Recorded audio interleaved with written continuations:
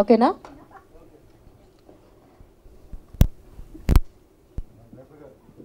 Yeah, ఏంటంటే like మొత్తం సినిమాలో మీరు ఏదైతే ప్లాట్ చూపించాలనుకున్నారో అది బాగా ఎగ్జిక్యూట్ చేశారు. కాకపోతే కార్పొరేట్ లైఫ్ స్టైల్లో ఈ నాటకం అన్నది ప్రదర్శించాలి అన్న థాట్ అసలు ఎవరిది? మీదేనా, లేదంటే మీరు ఇంకెక్కడన్నా చూసి ఇది బాగుంది కదా, దీన్ని ఎగ్జిక్యూట్ చేసి చూపిస్తే బాగుంటుంది అని అనుకున్నారా? అసలు ఈ థాట్ ఎవరి దగ్గర స్టార్ట్ అయింది? యాక్చువల్లీ ఈ థాట్ నాదేనండి. అంటే మనం నోకియా 1100 ఫోన్ వాడేవాళ్ళం. ఇప్పుడు ఫ్లిప్ ఫోను, ఐఫోన్ 15 వాడుతున్నాం. అంటే మనం టెక్నాలజీకి అడాప్ట్ అవుతున్నాం. రోజులకు మారే కొద్దీ మనం కూడా మారుతున్నాం. సో ఆ మారే దాంట్లో ఈ నాటకాలు అనేవి కూడా ఎందుకు ఆదరించట్లేదు ఏంటి అని ఒకసారి ఆలోచిస్తే, దీన్ని కూడా మారుతున్న తరంతో పాటు చిన్నగా అది ఆ టెక్నికల్ వాల్యూస్ అన్నీ యాడ్ చేస్తే కార్పొరేట్లో కూడా రివైవ్ చేయొచ్చు అనేది ఆ థాట్ మన దగ్గర నుంచి వచ్చిందండి. నిజం, ఆ థాట్ అయితే చాలా చాలా బాగుందండి. అట్లే సినిమాకి అది మంచి ప్లస్ పాయింట్ అని అనిపించింది నాకు. Thank you. అభి గారు, మీ సీన్ ఏదైతే ఉందో అది చూస్తే ఒకసారిగా కిక్ సినిమాలో వేణుమాధవ్ గారు గుర్తొచ్చారు. రవితేజ గారు, అది పెళ్లి సీక్వెన్స్ ఏదైతే ఉంటుందో ఆ ఫైటింగ్ సీన్ కానీ, మీరు దెబ్బలు తింటాం కానీ, అలాంటివన్నీ కూడా ఒకసారిగా వేణుమాధవ్ గారిని గుర్తు చేశారనమాట. సో మీ క్యారెక్టర్ చెప్పినప్పుడు అలా ఏమన్నా గుర్తొచ్చిందా? వేణన్న చాలా మంచి ఆర్టిస్ట్, ఆయనతో నన్ను పోల్చినందుకు థ్యాంక్స్. బట్ అలా అనుకోలేదు. మాకు జబర్దస్త్లా కాకుండా ఒక ఫ్రెండ్ క్యారెక్టర్ లాగా ఉండాలి, కేరళ నుంచి వచ్చే గర్ల్ ఫ్రెండ్ అమ్మాయిని పెళ్లి చేసుకోవాలని ట్రాక్ చెప్పినప్పుడు చాలా ఎంజాయ్ చేసాము ట్రాక్ని. సేమ్ సిమిలర్ ట్రాకే కదా, ఇప్పుడు కంపేర్ చేసుకుంటే రెండు ఆల్మోస్ట్ సిమిలర్గానే ఉంటాయి, కొంచెం డిఫరెన్స్ ఉంటుంది అంతే ఫ్లేవర్లో. యా బట్ నేను నా స్టైల్లో చేశాను. మీకు వేణన్న గుర్తొస్తే ఇంకా హ్యాపీ నాకు. బట్ నిజంగా అండి, ఆ ఫైట్ సీక్వెన్స్ చేస్తున్నప్పుడు కానీ, లేకపోతే హీరో ఒక చిన్న బిల్డప్ ఇస్తే ఇంకా నేను కూడా కొట్టేద్దామన్న ఎమోషన్కి వెళ్ళిపోయి పక్కకు చూస్తే లేడు, పారిపోయాడు హీరో. సో అవన్నీ నేను దెబ్బలు తింటూ ఉంటాను. చాలా ఎంజాయ్ చేసాము ఆ ఫైట్ సీక్వెన్స్ కానీ, రన్నింగ్ అవన్నీ కూడా. నిజంగా చాలా హ్యాపీ ఉందండి. అండ్ మీరు అలా కాంప్లిమెంట్ ఇవ్వడం కూడా చాలా హ్యాపీగా ఉంది. Thank you. All the very best అండి. దిలీప్ గారు, సో అంతమంది ఆర్టిస్టులతో చేసినప్పుడు which was the toughest moment for you? ఎందుకంటే స్క్రీన్లో చాలామంది చెప్తున్నారు ఎక్కడ కొత్త పర్సన్ లాగా అయితే అస్సలు అనిపించలేదు, ఏదో ఈయన చిన్నప్పటి నుంచి చేస్తూనే ఉన్నాడు అన్న ఫీలింగ్ అయితే త్రూఅవుట్ ద స్క్రీన్ ప్రెజెన్స్ మాకు అనిపించింది. What was the toughest situation? ఎవరితో చేస్తున్నప్పుడు అంత అరే నాకు టెన్షన్ వస్తుంది? ఇందాక మీరు అన్నారు ప్రెస్ మీట్లో కూర్చుంటే ఒక చైర్ మధ్యలో వేసి 35 చైర్లు వేస్తే కంగారు వచ్చింది అన్నారు. మరి అంతమంది ఆర్టిస్టులతో యాక్ట్ చేస్తున్నప్పుడు what was the toughest situation for you? అంటే ఈ సినిమా చేసినప్పుడు ప్రతిరోజు టఫే అండి. సో అయితే నేను చాలా ప్రాక్టీస్ చేసి వెళ్ళేవాడిని. వన్ సిచ్యువేషన్ ఎప్పుడు అంటే, మీరు క్లైమాక్స్ చూసారు కదా, కళ్యాణ మండపం సెట్, ఆ సీన్ జరిగేటప్పుడు నేను జస్ట్ ప్రాక్టీస్ అయ్యి వెళ్ళా నేను ఆ సెట్లోకి. చూస్తే అందరు ఉన్నారు, Ali sir, Brahmanand sir, Prakash Raj sir అందరు ఉన్నారు. వాళ్ళందరినీ చూసి షాక్ అయ్యా. అంటే నా డైలాగ్లో మర్చిపోయా. అండ్ ఆ ఎక్స్ప్రెషన్ అక్కడ వచ్చిందండి. సో సినిమాలో న్యాచురల్ ఎక్స్ప్రెషన్ వచ్చేసింది అక్కడ. So that was one of the toughest. Yes Dileep గారు. ఎస్ అండి. So first of all congratulations. Thank you so much. So అంటే ఈ స్టోరీ మీరు ఒప్పుకోవడానికి నిజంగా మీకు అప్రిషియేట్ చేయాలి. ఎందుకంటే ఇప్పుడు కొత్త హీరోలు కానీ లేకపోతే ఆల్రెడీ ఉన్న హీరోలు ఎక్కువ లవ్ స్టోరీస్ అని, ఫైట్స్ అని ఇలాంటి చేస్తున్న టైంలో ఇలాంటి ఒక మెసేజ్ ఓరియంటెడ్ అండ్ సురభి నాటకాల గురించి మీరు తీసుకురావటం అనేది నిజంగా చాలా గ్రేట్ అని చెప్పాలి. సో ఏంటి, ఎందుకు ఒప్పుకున్నారు? అంటే చాలా లవ్ స్టోరీలు మిగతా అన్ని వినుంటారు, బట్ ఈ స్టోరీనే సో మీరు ఎందుకు ఒప్పుకున్నారు? ఏమన్నా? యా, వెరీ గుడ్ క్వశ్చన్ అండి, థ్యాంక్ యూ. సో నేను కన్నడలో క్రేజీ బాయ్ అని ఒక సినిమా చేశానండి. ఆ సినిమాలో జరిగే చాలా తప్పులు జరిగాయి ఆ కథలో కానీ, ఆ స్క్రీన్ ప్లేలో కానీ. సో నాకు ఒక మంచి కంటెంట్ బేస్డ్ సినిమా చేయాలని I always wanted to do it. ఆ ఈవెంట్, ఆ సక్సెస్ ఈవెంట్లో నేను అర్జున్ గారిని కలిసా. అండ్ ఆల్మోస్ట్ ఒక 6-7 ఇయర్స్ నుంచి ట్రావెల్ అవుతున్నాం. అండ్ అప్పుడు ఈ ట్రాక్ చెప్పాడు, ఈ కథ చెప్పాడు, ఈ లైన్ నాకు చాలా నచ్చింది. అండ్ ఎస్పెషలీ ఈ కథలో ఉన్న రొమాన్స్ ట్రాక్ నాకు చాలా నచ్చింది. And at the same time content కూడా బాగుంది. అండ్ చాలా సెన్సిబుల్ అండ్ ఒక మంచి రెస్పాన్సిబుల్ కథ చేయవచ్చని నాకు అనిపించిందండి. So that's why selected this. Ali గారు, సో దీంట్లో ఒక సీన్ ఉంది, అంటే ఒక పెద్దాయన నా చివరి కోరిక దక్షయజ్ఞం నాటకం చూడాలనిపిస్తుంది అని చెప్పేసి చెప్తారు. అండ్ మీరు కూడా ఇప్పటివరకు ఎన్నో క్యారెక్టర్స్ ప్లే చేశారు, అటు సీరియస్గా చేశారు, కామెడీగా చేశారు. మీకేమన్నా ఇంకా నా లైఫ్లో ఈ క్యారెక్టర్ మిగిలిపోయింది అనేమన్నా అసంతృప్తి ఏమన్నా ఉందా? అంటే విలన్గా చేద్దామని ఉంది, కాకపోతే రాగా నవ్వుతారు, అది సీరియస్గా ఎక్స్ప్రెషన్ ఇచ్చి ఏంట్రా అందనుకో నవ్వుతారు. సో అక్కడ అంటే అదర్ లాంగ్వేజ్లో విలన్గా చేస్తే యాక్సెప్ట్ చేస్తారా అని నాకు అనిపించింది. ఇప్పుడు మన జైలర్లో ఆయన చాలా చిన్న ఆర్టిస్ట్, మలయాళీ, ఆయన పేరు ఏదో ఉంది, ఏం పేరు, వినాయక్ వినాయకన్. ఆయన మామూలుగా చూస్తే మామూలుగా వెళ్తారు, బాబు పక్కెళ్ళమ్మా అంటాం. స్క్రీన్ మీద చూసి అయ్యి బాబాయ్ ఇతను ఏంటి ఇంత బాగా చేశాడు, రజనీకాంత్ గారు పక్కన ఇతను ఇలా చేశాడా, అంత మెప్పించాడు. సో అట్టాగా చేయాలని నా ఉద్దేశం. మరి ఆయన హైట్ కాదు, అంత బాడీ కాదు, సో సేమ్ సైజు, అలా చేయాలని నా కోరిక. సార్, అంటే కొన్ని క్యారెక్టర్స్ మనం ప్లే చేసినప్పుడు అవి హిట్ అవ్వచ్చు, ఫ్లాప్ అవ్వచ్చు. సో ఒక్కోసారి కొంచెం మనం అనుకున్నాయి తారుమారు అవుతూ ఉంటే అలాంటప్పుడు కొన్ని కామెంట్స్, నెగిటివ్ అండ్ ట్రోల్స్ మనం ఫేస్ చేయాల్సి వస్తుంది కదా. సో అలాంటి టైంలో మీరు ఎలా ఓవర్కమ్ చేస్తారు సార్? అంటే నాకు ఇచ్చిన క్యారెక్టర్కి నేను ఎంతవరకు న్యాయం చేయాలో అంతవరకు చేస్తా. వాస్తవంగా చెప్పాలంటే ఉత్సవం సినిమా నా క్యారెక్టర్ చెప్పారు చెప్ప, కథ చెప్పలేదు. సో ఈ కథలో నేను ఒక పార్ట్, ఓకే. సో నాతో పాటు ఇంకా చాలా పార్ట్లు ఉన్నాయి. ఒక సినిమా హిట్ అయిందంటే దాంట్లో నేను ఉన్నాను అనుకోవాలి తప్ప నా వల్లే ఇది హిట్ అయింది అనుకోవటం చాలా తప్పది. ఎందుకంటే ఒక ఇంజన్ తయారు చేయాలంటే దాని వెనకాల ఎంతోమంది కష్టం ఉంది. ఇది నా వల్లే జరిగింది, నేనే కనిపెట్టా, నేనే స్టార్ట్ చేశా అని ఎప్పుడు చెప్పుకోకూడదు. ఫస్ట్ పొజిషను నేను అదే చెప్తా. నిర్మాత భగవంతుడు అయితే డైరెక్టర్ ఆ గుడి పూజారి. ఈ మధ్యలో ఆర్టిస్టులు ఉన్నారే వాళ్ళందరూ భక్తులు. ప్రసాదం ఏం పెడితే అది తినేసి వెళ్ళిపోవాలి, ఇది కావాలి అని అనకూడదు. సో అట్టాగా నాకు ఈ క్యారెక్టర్ ఇచ్చారు, నేను న్యాయం చేశాను. నాతో పాటు ఇంకా గొప్ప గొప్ప వాళ్ళు కూడా ఉన్నారు. ఇందాక చెప్పా మా సెట్కి ఇంతమంది ఆర్టిస్టులు ఉన్నారు అనగానే కోట శ్రీనివాసరావు గారు ఫోన్ చేసి అరే నీ కారు పంపించవా, ఒకసారి షూటింగ్కి వస్తాను అన్నాడు. ఆయన షూటింగ్ జరుగుతుంటే ఒకప్పుడు మేము వెళ్ళేవాళ్ళం, ఎందుకంటే అంత పెద్ద విల్లన్ ఆయన. ప్రతిఘటన ఒక సినిమా విజయశాంతి గారి తర్వాత మళ్ళీ చెప్పుకునే క్యారెక్టర్ ఎవరు అంటే కోట గారు. అలాగే ఇంకో ఎన్నో సినిమాలు, శత్రువు, ఇందాక మీరు చెప్పారు కదా బేడా బేడా అన్నావు, ఇప్పుడు నువ్వు యాడా గణేష్ కూడా సార్. గణేష్ అది వేరు, దాంట్లో నేను మేకప్ మ్యాన్, నేను అసిస్టెంట్. ఫస్ట్ డే ఒక సీన్ చేయగానే బాబాయ్ ఇది సినిమా హిట్ అయితే బెస్ట్ విల్లన్గా ఫస్ట్ అనౌన్స్ చేసేది నీకే అన్న. ఎందుకో నాకు అనిపించింది. ఆయన ఫోన్ చేసి అరే నువ్వు ఏ నోటితో చెప్పావు కానీ బెస్ట్ విలన్ అనౌన్స్ చేశారా, నాకే ఇచ్చారు అవార్డు అన్నాడు. నిజంగా చాలా ఆనందం వేసింది. ఎందుకంటే ఆల్మోస్ట్ 45 సంవత్సరాలు వెళ్ళిపోయి 46వ సంవత్సరంలో ఉన్న ఇండస్ట్రీకి వచ్చి, సో ఇంతమంది ఆర్టిస్టులతోటి చేయటం అనేది ఒక పెద్ద టాస్క్. డైరెక్టరు ఇంతమందిని పెట్టుకోవటం అది కూడా మామూలు వాళ్ళు కాదు, లెజెండ్స్, వైట్ ఎలిఫెంట్స్. ఆ మధ్యన అన్ని సినిమా ఫినిష్ చేసాడు. సో అర్జున్ని మెచ్చుకోవాలి. ఆ ఓపెన్ ప్లేసు, చలికాలం, మాకు షర్ట్లు లేవు, గెట్టప్ లేసి డైలాగులు చెప్పాడు మాకు.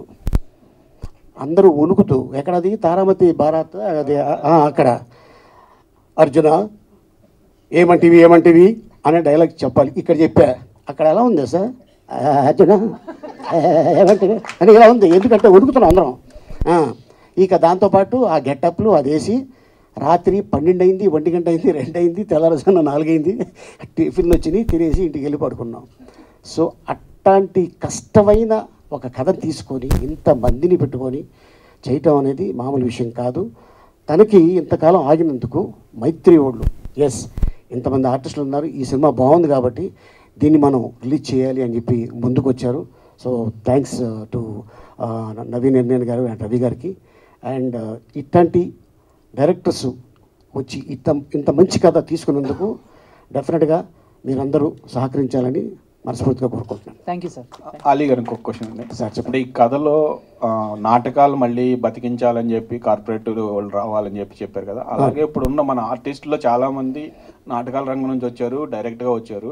ఇప్పుడున్న ఆర్టిస్టులు కొంతమంది ఒక్కొక్కరు నెలకు ఒక్క రోజన్నా వెళ్ళి నాటకాలతో కలిపి చేస్తే రివైవ్ అవుతాయి అనే ఆలోచన ఎన్నో ఉన్నా.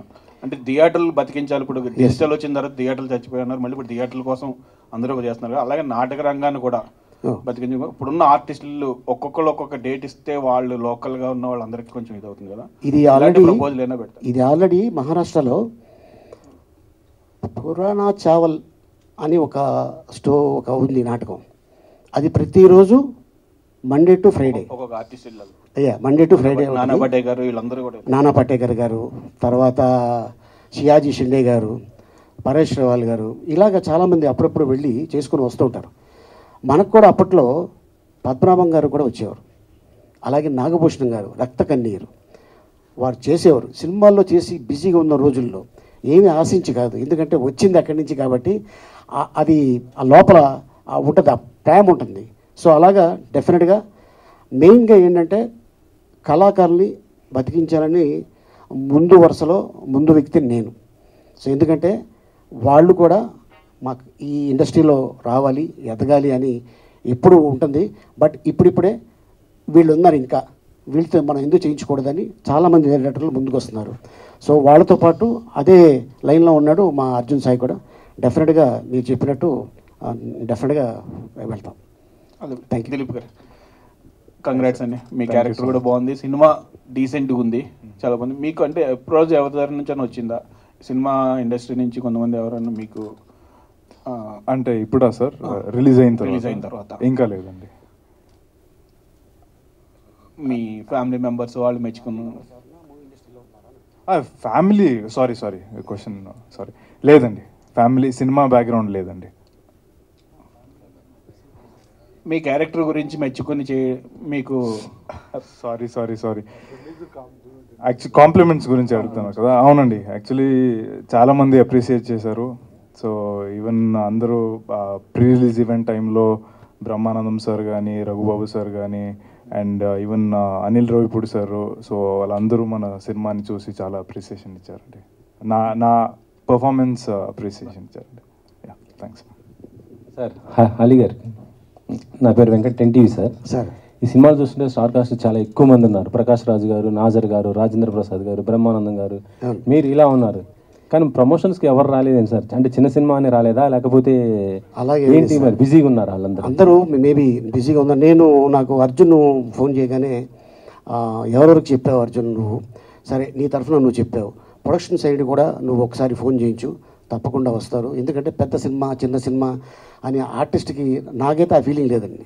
ఎందుకంటే మేబీ షూటింగ్ అవుట్డోర్లో ఉండి రాకపోవడం కారణం అయి ఉంటుంది, అంతే తప్ప దాని గురించి. అంటే సినిమా రిలీజ్ అయ్యి దాదాపు 5-6 రోజులు అవుతుంది, కానీ అంటే ఏ ఆర్టిస్ట్ కూడా కనపడలేదు, వీళ్ళే కనిపిస్తున్నారు, మీరే ప్రమోషన్లో ఉంటున్నారు. అలాంటి వాళ్ళు ఉంటే సినిమా చిన్న సినిమా కొద్దిగా ఎంకరేజ్మెంట్ ఉంటుంది కదా. ఎస్. సో డెఫినెట్గా మరి వాళ్ళు నాజర్ గారు ఒక వీడియో పెట్టారు, తర్వాత మిగతా ఆర్టిస్టులు మేబీ షూటింగ్ ఉండకుండా అర్జున్ అంతేనా బిజీగా ఉంటాం వల్ల అంతే. ఇందాక ఒక మాట అన్నారు, నా వల్లే సినిమా ఆడింది అని గొప్పగా చెప్పుకుంటారు కొంతమంది, నా వల్లే అదే అంటారు. మరి ఈ రోజుల్లో చూస్తుంటే చాలామంది హీరోలు మా వల్లే సినిమా సక్సెస్ అయింది అని రెమ్యునేషన్ పెంచుకుంటుంటారు. మరి అలాంటి వాళ్ళ గురించి మీరు ఏం చెప్తారు సార్?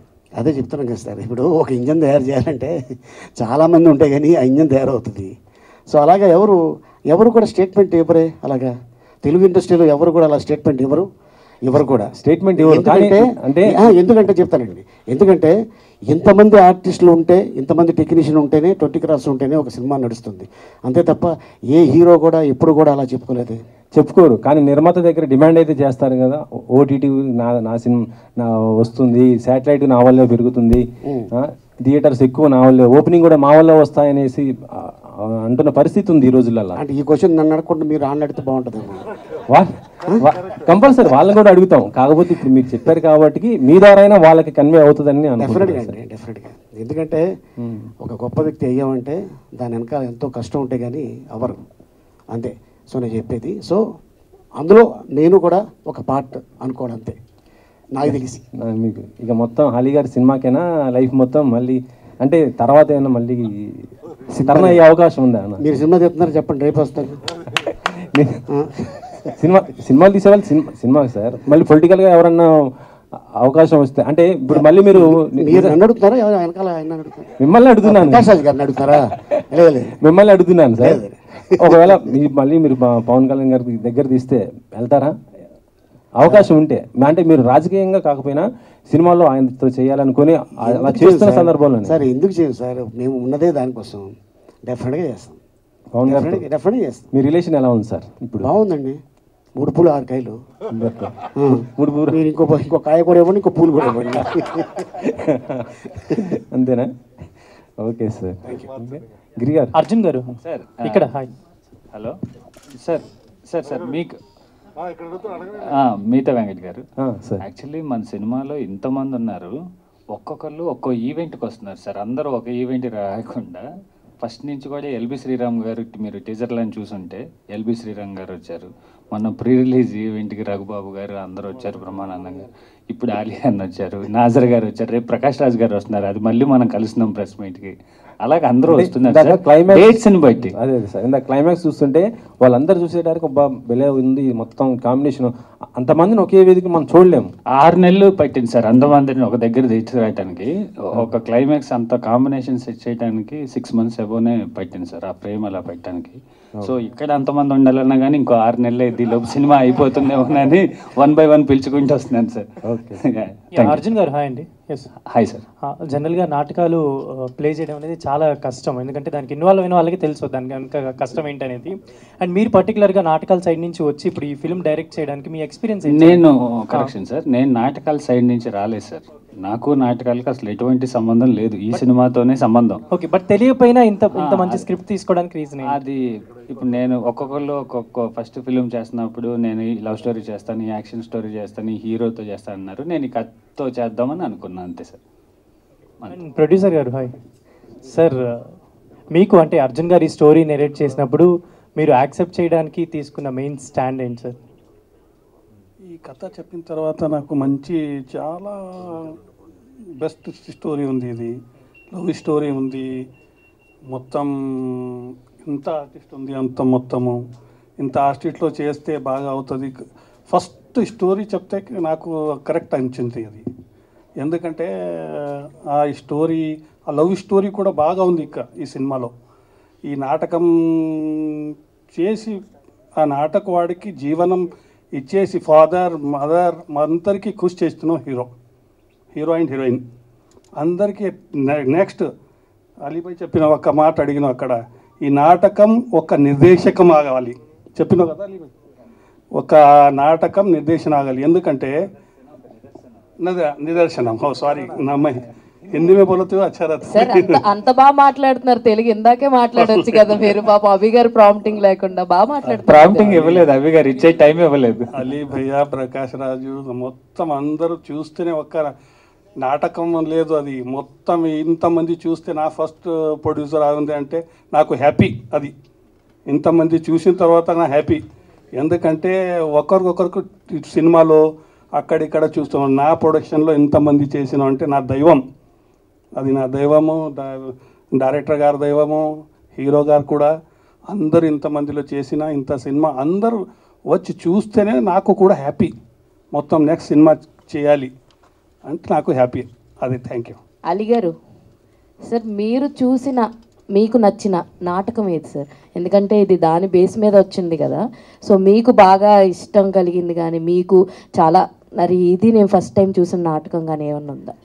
నేను రాజమండ్రిలో దసరా వినాయక చవితికి చాలా చాలా చోట్ల ఉంటాయి. రాజమండ్రిలో ఉదయ్ కుమార్ గారు అని చెప్పి ఎన్టీ రామారావు గారు సాంగ్స్ మీద ఆయన చేసేవాడు. మామూలుగా కూడా బయట షోస్ లేని టైంలో కూడా అదే షూ, అదే హెయిర్ స్టైలు, అదే కళ్ళజోడు, మొత్తం యాజ్ ఇట్ ఈజ్ డ్రెస్ వేసుకొని మార్కెట్కి వెళ్ళేవాడు. ఇదెంత అనేవాడు ఆయన.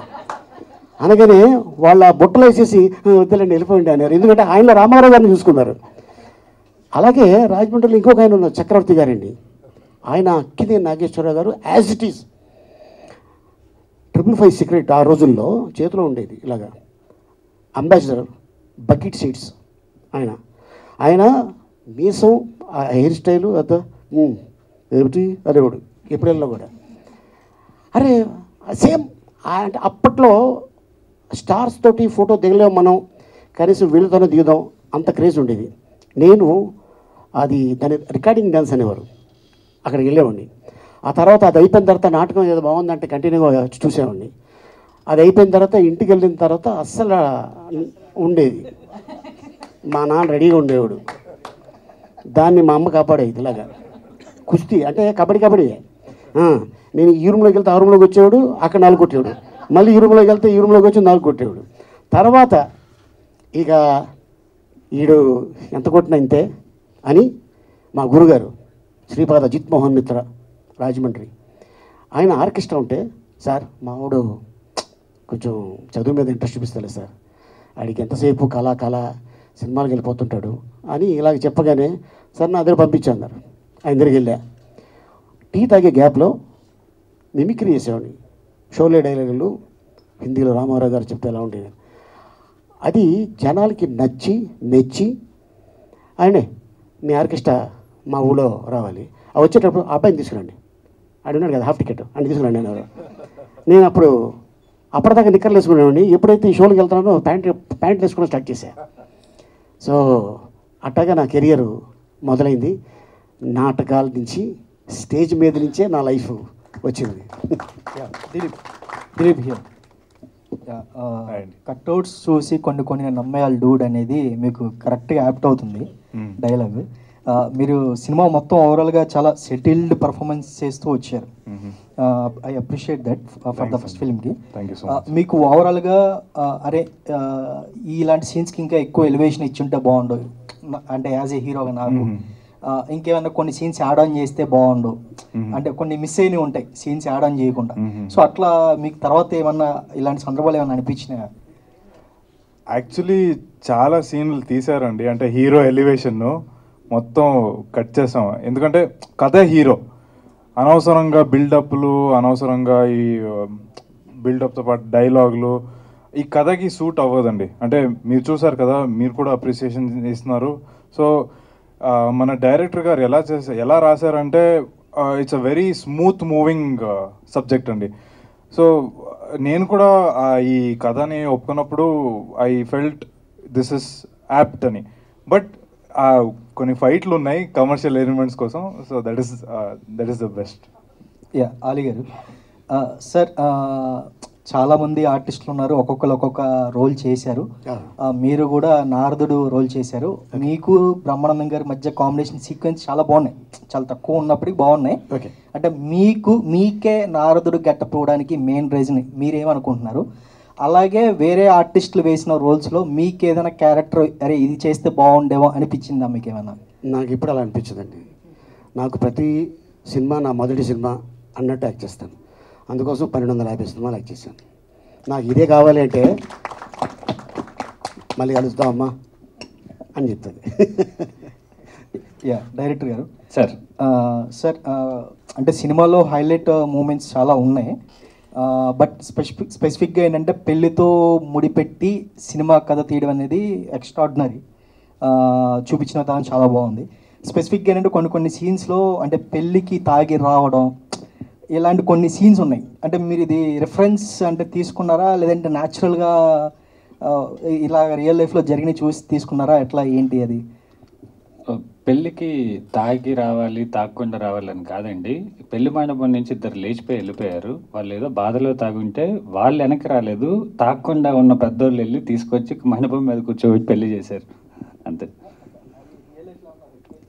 లేదు రియల్ లైఫ్ అని కాదు, ఇక వాళ్ళిద్దరూ అంత ప్రేమ ఇబ్బంది పడి అన్నిసార్లు కలిసి విడిపోయి అంత జరిగిన తర్వాత ఏదో ఇష్టం లేకుండా పెళ్లి చేస్తున్నారు అనేది కూడా వాళ్ళు తట్టుకోలేకుండా మళ్ళీ బయటికి వెళ్ళి ఆ అమ్మాయి ఏమో వాళ్ళ ఫ్రెండ్స్ తోటి, ఇతనేమో వీళ్ళకి తాతగారితోటి కూర్చొని తాగి అక్కడి నుంచి ఏదేదో మాట్లాడుకోకుండా వీళ్ళందరి గౌరవాన్ని కాపాడటానికి తాగినా మళ్ళీ మండపానికి వచ్చి పెళ్లి చేసుకున్నారనేది సార్. డైరెక్టర్ సార్ సార్ ఇక్కడ this is Chandu. Yeah. So అంటే ఒక సినిమాలో 2-3 స్టార్ కాస్ట్ ఉంటే వాళ్ళని మేనేజ్ చేయడమే చాలా కష్టం అనమాట. సో మీ సినిమాలో చాలామంది స్టార్ కాస్ట్ ఉన్నారు. సో వాళ్ళ క్యారెక్టర్ పరంగా మీరు ఎలాంటి కేర్ తీసుకున్నారు? అంటే ఎవరిని ఎక్కడ తక్కువ చేయకుండా ఎలా బ్యాలెన్స్ చేశారు? యాక్చువల్లీ ఇది రాసుకున్నప్పుడే దీంట్లో ఒక 45 మంది 50 మంది మెయిన్ క్యారెక్టర్లు ఉండాలని ఒక క్యారెక్టర్ జస్టిఫికేషన్ ఓపెనింగ్ దగ్గర నుంచి ఫినిషింగ్ ఏంటి క్యారెక్టర్ కానీ డిసైడ్ అయ్యాను సార్. అండ్ ప్రతి పాత్ర కూడా ప్రేమ కథ చెప్పాలి, నాటకాల గురించి చెప్పాలి. అలా చెప్పాలంటే కొంచెం విలువ ఉండి గౌరవం ఉండి తెలిసిన వాళ్ళు చెప్తేనే బాగుంటుంది. ఇప్పుడు నేను నేను చెప్తుంటే ఇక్కడ చూసే వాళ్ళు కొంతమందికి ఏంటి వీడి వయసు నాటకాలు అనిపిస్తుంది. బట్ ఇదే మాట అలీ గారు చెప్తున్నా, బ్రహ్మానందం గారు చెప్తున్నా, ప్రకాష్ రాజ్ గారు చెప్తున్నా, గౌరవం పెరుగుతుంది. త్రివిక్రమ్ గారు ఒక మాట ఉంది కదా సార్, చెప్పే మనిషిని బట్టి విషయం విలువ మారిపోతుందని. ఇలాంటి గొప్ప గొప్ప మనుషులు ఉన్నారు కాబట్టి ఈ విషయం విలువ అందరికీ తెలుస్తుందని అనుకుంటున్నాను. అభి గారు ఇక్కడ. సో అంటే కొంచెం గ్యాప్ వచ్చిందా? ఇది గ్యాప్ ఇచ్చారా? అంటే రీజన్స్ ఏమన్నా ఉన్నాయన్నా, లేకపోతే మీకు నచ్చే క్యారెక్టర్స్ రాకేమన్నా కొంచెం వచ్చినాయి కూడా వదులుకుంటున్నారు? 9 months 9th month లేదు, యాక్చువల్గా ప్రతి మనిషికి ఒక లెవెల్ తర్వాత అంటే చూసేవాళ్ళకి అనిపిస్తూ ఉండేది బాగుంది కదా ఇంకేం రోగం వదిలేసి వెళ్ళిపోవడానికి. సో ఒక మనిషికి సాచురేషన్ పాయింట్ వచ్చిన తర్వాత లెవెలప్ అనేది ఒకటి ఉంటుంది, ఇంకొక లెవెల్ ఎక్కితే బాగుంటుంది, నెక్స్ట్ లెవెల్కి వెళ్తే బాగుంటుందని. సో అలా ఆల్మోస్ట్ 10 years జబర్దస్త్ చేశాను కదా, నెక్స్ట్ ఇంకో లెవెలప్ చేయాలి, ఇంకా మనకు ఇంకా పేరు తెచ్చుకునే ఇంకోటి ఏదైనా చేయాలి అనే దాంట్లో నా డైరెక్షన్ ప్రయత్నాలు, సినిమా ప్రయత్నాల కోసమని బయటకు వచ్చాను. అందుకనే గ్యాప్ వచ్చింది. ఆ గ్యాప్లో ఇప్పుడు నేను సినిమాలు చేస్తున్నాను. ఈ ఉత్సవంతో పాటు ఇంకో 4 సినిమాలు చేస్తున్నాను. దాంతోపాటు నా మిగతా ప్రయత్నాలు కూడా జరుగుతున్నాయి. తొందరలో ఆ విషయాలు కూడా చెప్తాను. All the best. Thank you. Sir director గారు సార్ ఇక్కడ సార్, మీరు ఇందాక నాటకాల గురించి తెలియదు అని చెప్పారు. సార్ మీరు తీసుకున్న వాళ్ళందరూ 90% స్టేజ్ డ్రామా ఆర్టిస్టులే. ప్రకాష్ రాజ్ గారు కానీ బ్రహ్మానందం గారు, వాళ్ళతో వర్క్ చేయడం ఎలా అనిపించింది? ఎందుకంటే సామాన్యులు కాదు, స్టేజ్ మీద చేస్తారు. ఏమాత్రం కొంచెం మీరు తడబడినా కూడా వాళ్ళతో రిస్కే. డైలాగ్స్ కానీ అవి కానీ వాళ్ళ రెఫరెన్స్లను తీసుకున్నారా, లేకపోతే లొకేషన్లో ఎలా ఉండేది? యాక్చువల్లీ ఈ సినిమా సార్ నాకు వాళ్ళందరూ ఇలాగ ఉంటారు, ప్రకాష్ రాజ్ గారు అంటే ఇది, బ్రహ్మానందం గారు అంటే ఇది అనేది నేను చాలాసార్లు విన్నాను. బట్ ఈ సినిమాలో వాళ్ళు వచ్చిన తర్వాత బయటికి కారు దిగి కారు వ్యాన్లోకి వెళ్ళేంత వరకు ప్రకాష్ రాజ్ గారు, బ్రహ్మానందం గారు మేకప్ వేసుకున్నాక స్టేజ్ ఆర్టిస్టులు అయిపోయారు సార్. వాళ్ళు స్టేజ్ కళాకారులు అయ్యి వచ్చి సెట్లో ఉండి సాయంత్రం 6-6:30కి ఖాళీగానే ఇలాగ షాట్ కోసం రెడీ అయ్యి పిచ్చాపాటి మాట్లాడుకుంటూ ఏరా వెళ్ళొచ్చా ఇంకొక గంట ఉందామా అని వాళ్ళే సపోర్ట్ చేసి ఇంత పెద్ద సినిమాని చేయించారు సార్. యా, వాళ్ళ సపోర్ట్ చాలా చాలా బాగుంది. Only because of the story there all came sir, only because of the story. ఆ పద్యాలు అవన్నీ ఎంజాయ్ చేశారు సార్ లొకేషన్లో పాడుతూ ఉండేవాళ్ళ, లేకపోతే? అబ్బో, ఇంకా అది ఇంకొక సినిమా అవుతుంది సార్. హాఫ్ కెమెరా అది తీస్తే అద్భుతంగా పాడేవాళ్ళు సార్ ఒక్కొక్కళ్ళు పద్యాలు. రఘుబాబు గారు కానీ, ఎల్బి గారు కానీ, బ్రహ్మానందం గారు కానీ, ప్రకాష్ రాజ్ గారు కానీ, నాజర్ సార్ ఇప్పటికీ తమిళనాడులో స్టేజ్ ఉంది, ఇంకా ఆయన వేస్తూనే ఉంటారు నాటకాలు. అందరూ ఎంజాయ్ చేశారు. ఎస్పెషల్లీ మన సెట్లో ఒక 40 మందిని రాజేంద్ర ప్రసాద్ గారి ఇంటికి భోజనానికి తీసుకెళ్లారు సార్. ఆ రోజు తిన్న వంటలు కానీ, గోంగూర పచ్చడి కానీ అద్భుతంగా ఉంది సార్. ప్రకాష్ రాజ్ గారు అది తినొచ్చి పేజీ డైలాగ్ చెప్పారు సార్ సెట్లో. దిలీప్ గారు.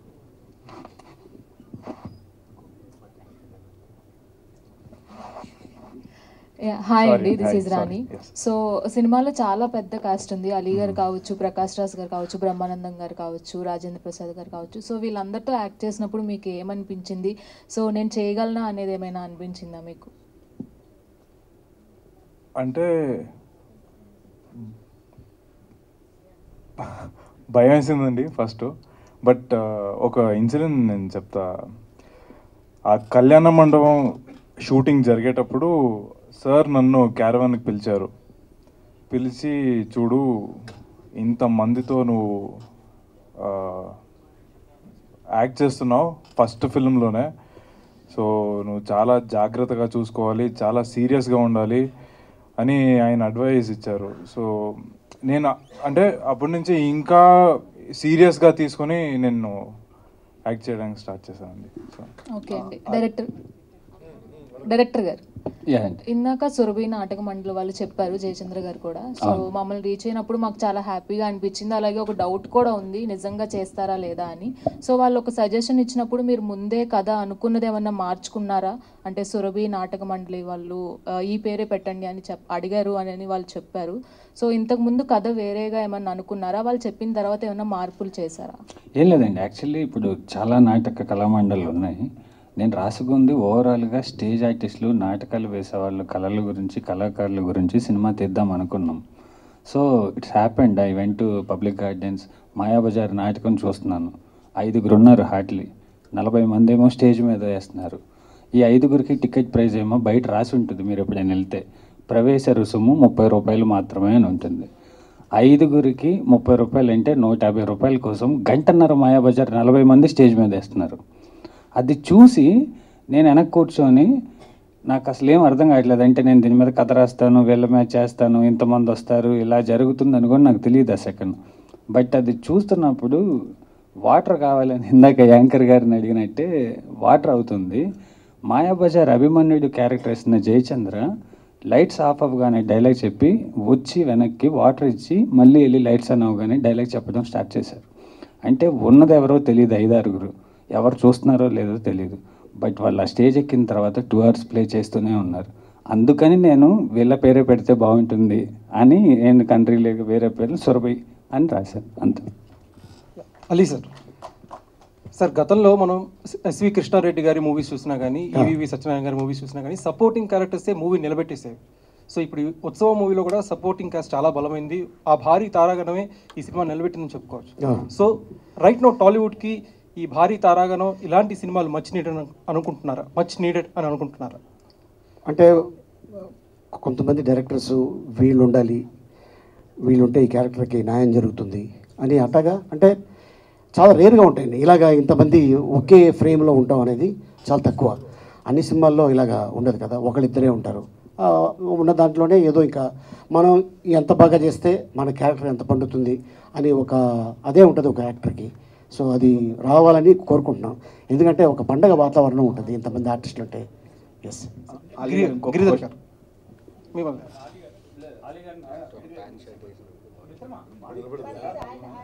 సార్, అతడు మూవీలో మీ క్యారెక్టర్ ఎంత ఫండ్ జనరేట్ చేసిందో ఈ మూవీలో కూడా కొంచెం అంతే జనరేట్ చేసింది. సో అతడు మూవీ రిలీజ్ అయితే బాగుంటుందని మీరు అనుకుంటున్నారా? డెఫినెట్లీ అనుకుంటామండి. మొన్నే గబ్బర్ సింగ్ రిలీజ్ అయింది, హ్యాపీగా ఫీల్ అవుతామండి. దానిలో వర్క్ చేసిన వాళ్ళు ఎందుకు డెఫినెట్గా మళ్ళీ రెవెన్యూ జనరేట్ చేస్తే మాకు ఎప్పుడు బాగుంటుంది. అతడే కాదు, నా ఫస్ట్ సినిమా రిలీజ్ అయింది ప్రేమంటేదేరా, తర్వాత స్వయంవరం, అవన్నీ మళ్ళీ రిలీజ్ అవ్వాలని కోరుకుని మళ్ళీ రెవెన్యూ ప్రొడ్యూసర్కి డబ్బులు వస్తే మాకు హ్యాపీ. అలీ గారు మీరు